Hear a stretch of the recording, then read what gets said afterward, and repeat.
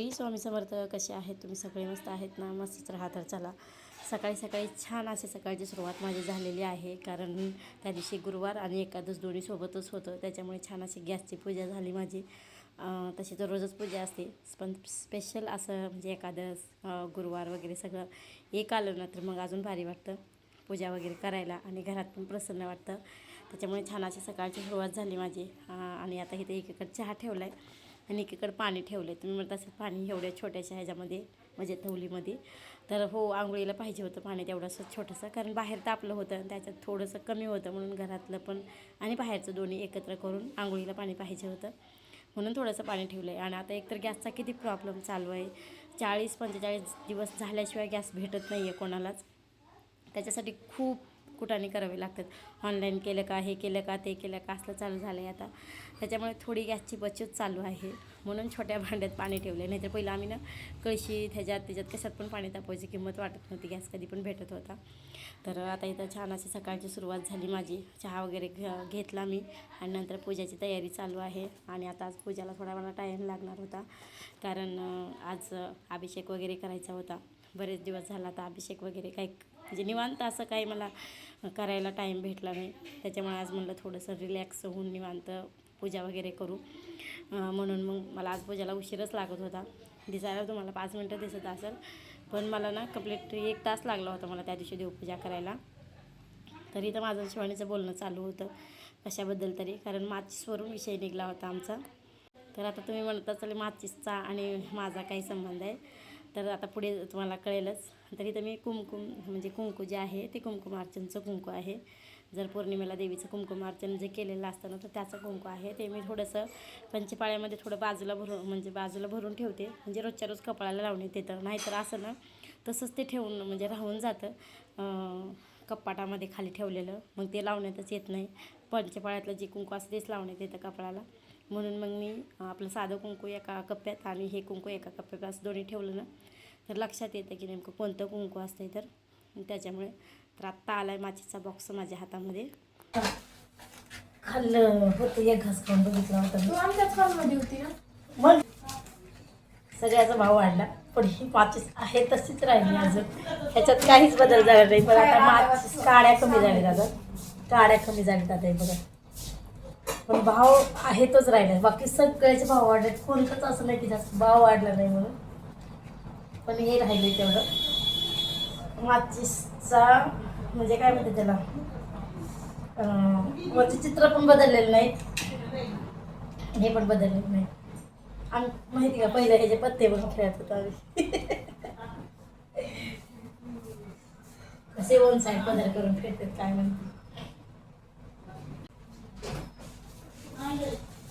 आम्ही हे जे पत्ते म्हणून खेळत होतो माहिती का, पहिले खेळ कसले कसले होते पहिले.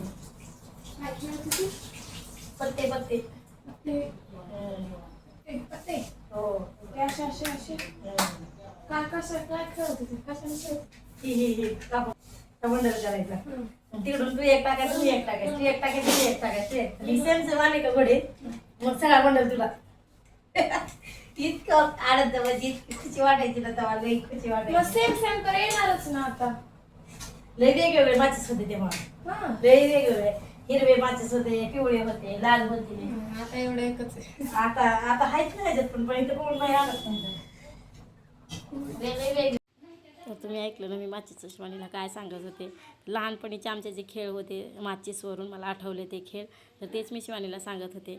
तेव्हा माचीसच्या कव्हरची काय मामलत असेल, पण त्याचाच एवढा आनंद व्हायचा ना, जेव्हा बंडल खेळताना जिंकला ना, तर तेव्हा खूपच आनंद व्हायचा. खूपच म्हणजे काय सांगायलाच नको, एवढा आनंद व्हायचा.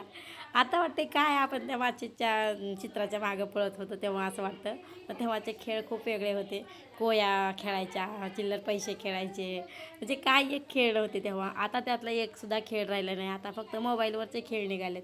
मोबाईलमुळे ना आता लेकरांना महागातले खेळ काही माहितीच नाही ती, आणि ती काही खेळत पण नाही ती. नाहीतर पहिलं 10वीपर्यंत 10वी झाली तरी मुली खेळतच होत्या, कारण तेव्हा काही वाटतच नव्हतं एवढं की आपली 10वी झाली आहे, आपण मोठे झालो आहे आता, असं काही वाटत नव्हतं तेव्हा. पण आत्ता तसं काय राहिलं नाही. आता 4थी 5वीपासून त्यांच्या मागं अभ्यास मोबाईल इतकं त्यातच लेकरं रमून गेलेत ना की खेळ कोणते आणि काय कोणते हे त्यांना काहीच माहीत नाही. पण आता थोडेफार तरी उन्हाळ्या सुट्ट्या म्हणजे 26 जानेवारीच्या टाईमला थोडेफार शाळेत खेळ घेतात म्हणून तेवढं तरी जरा माहिती झाली. ते तर खेळ शाळेतले बंद झाले ना, मला तर वाटतं की पुढचे जे लेकरं येणार तर त्यांना तर खेळ कोणते माहितीच होणार नाही, खेळ म्हणजे काय असते. तर अशी गत झाली ह्या मोबाईलमुळं. मोबाईलमधले गेम झाले, मोबाईलमधले हे ते व्हॉट्सअप यूट्यूब म्हणजे व्हिडिओ बनवायचे असल्यातच जग आता रमून चाललं आहे. बाकी बाहेरची दुनिया काय माहितीच होईना गेले मोबाईलच्या. इतकं मोबाईलच्या आरी आत्ताचे लेकरं गेलेत, लेकरंच काय मोठे माणसं सगळेच मोबाईलच्या आरी गेलेत आता सध्याला. तर असो, हे तर माझी देवपूजा चालू होती. आज स्वामींचा अभिषेक करून घेतला, विठ्ठल रुक्माईचा अभिषेक करून घेतला.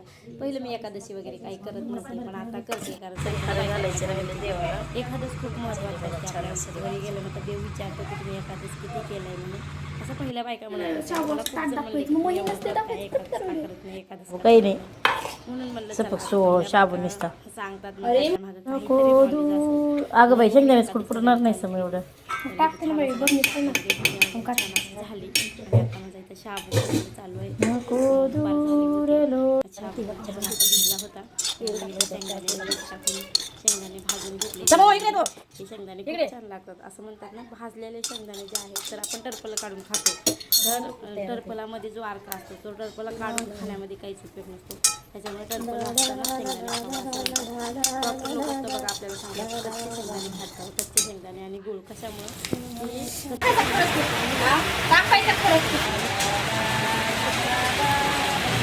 वाटतं. नाहीतर आपण काय करतो की म्हणजे भाजून लाडू आम्ही आज निर्लज आहे, निर्जला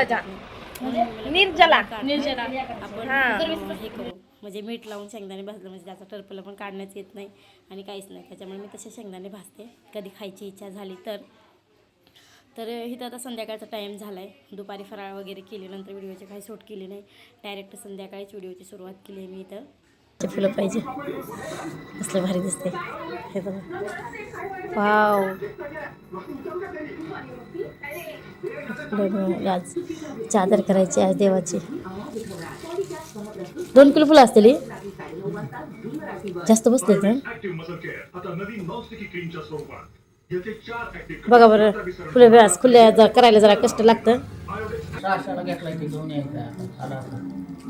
ती कपड्याचा होय 600 रुपयाला नाही हो.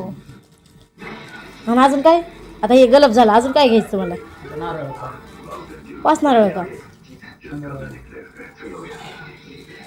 किती फुलं आणलेत आज चादर बनवायची, त्याच्यामुळे मग फुलं आणलेत. कारण कळमला भेटली असती पण कळमला कुणी गेलंच नाही, त्याच्यामुळे आमच्या गावात फुलं भेटतात खुले. तर तिथूनच घेतले 2 किलो फुलं घेतलेत. फुलं भरपूर आले ती. तर आता घरी चादर बनवायची आहे. कारण आज ना काय म्हणतात त्याला, इथं दर्ग्यातनं एक जणासाठी नवस केला होता, म्हणजे दुसऱ्यासाठीच नवस केला होता आमच्या ह्यांनी. त्यांचं ॲक्सिडेंट झालं होतं, खूप मोठं ॲक्सिडेंट झालं होतं. तर त्यातून म्हणजे चांगलं व्हावं, असं व्हावं तसं व्हावं म्हणून नवस केला होता. तर तोच आज नवस फेडायचा आहे. तर खूप दिवस झाला, आता कमीत कमी 2-4 महिने 6 महिने तरी झाले असतील. तर आता एकदा गाडीवर गेले ना तर मग नंतर नाही लवकर टाईम भेटायचा, त्याच्यामुळे मग तो नवस फेडून टाकायचा तेवढा. आणि देवीला पण केला होता इथल्या तुळजापूरच्या देवीला, तर तिथं पण 5 नारळ तोरण बांधायचे आणि फुलाचं चादर. आता एवढं चादर करायचं आहे आम्हाला घरी. आता तर केल्याच्यानंतर तुम्हाला दाखवते कसं चादर बनवायचं आहे. तर चला मग चादर कसं आमच्या आईच्या तरफ करून सवय आहे मला, मी तिकडे करत होती. मला मागे एकदा नवस तिथला म्हणजे देवीला असं सहजच करायचं होतं तिथं मला सायलेंट बाबाला. त्याच्यामुळे मग तिथं केलेलं मला माहिती आहे म्हणून आता घरी बी म्हणलं चला आता आपणच करू. आणि आईनं सांगितलं होतं, नाही तर मला आधी माहीत नव्हतं कसं करते काय करते. तर आता गेल्यावर माहीत झालं मला. तर चला आता मी एवढे हार बनवायचे आता आम्हाला घेते बनवून आता मी.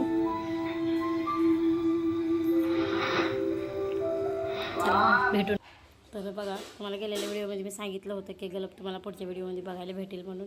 तर इथं छान असं आम्ही एवढे हार ववले होते. हा गलप कसा करायचा, काय करायचा मला काहीच माहीत नव्हतं, कारण मी कधी बघितलं पण नव्हतं.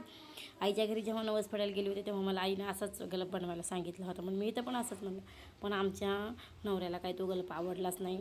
त्यांनी आम्हाला राग केले की असलं असतंय का, तसलं असतंय का, असं तसं त्यांचं चालू होतं. आमचा काही गलप त्यांना पटलं नाही. त्यांनी पूर्ण तोडून काढले हार आम्ही माझे लावलेले होते ते, आणि डबल त्यांनी 2-4 हार ववले आणि इथं असा गलप केला. त्यांनी म्हणले की असा गलप असते, तू कधी गेली का नाही दर्ग्यामध्ये. तर मी तेव्हा म्हणले की बायका कधी एक दर्ग्यात जातात ते बघायला त्यांना भेटणार आहे. तुम्हीच जात आहे दर्ग्यात, तुम्हालाच माहिती, आम्हाला काय माहिती, असं तसं आमचं चालू होतं. पण त्यांना अजिबात गलप आवडलं नाही. तरीच तर म्हणत होते की अजून फुलाचे हार पाहिजे होते, हे कमीच पडणार आहे, असं तसं चालू होतं. पण संध्याकाळी खूप उशीर झाला होता आणि सकाळी तर लवकर त्यांना नवस फेडायला जायचं होतं आणि मला पण आता व्हिडिओचा एंड करायचा होता. तर बाय, श्री स्वामी समर्थ.